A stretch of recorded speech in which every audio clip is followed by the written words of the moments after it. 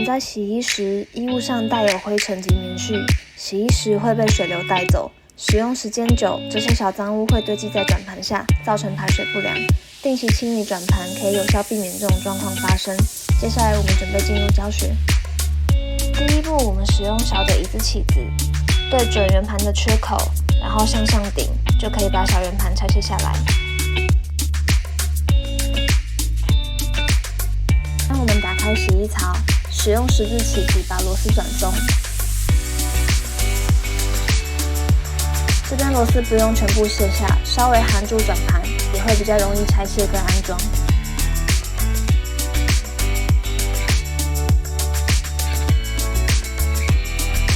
转盘卸除之后，会看到小滤片，我们一样将小滤片上面的螺丝卸除，就可以拆卸下来了。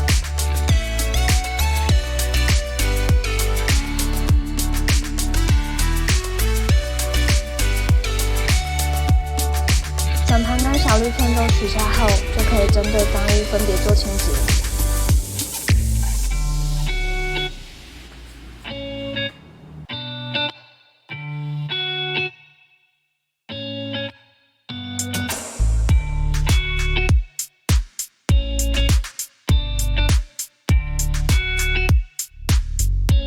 清洁完成后，我们先安装小滤片，再安装转盘。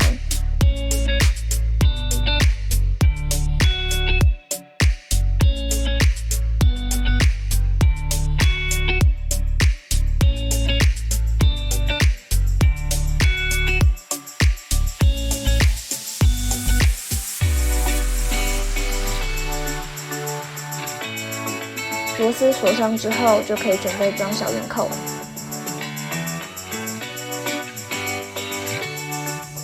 安装小圆扣时，我们先将转盘与扣子的缺口对齐，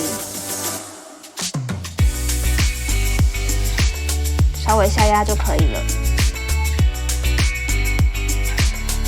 以上就是这次的洗衣转盘清洁教学。如果有任何问题，都可以拨打保固书上的客服电话询问报修哦。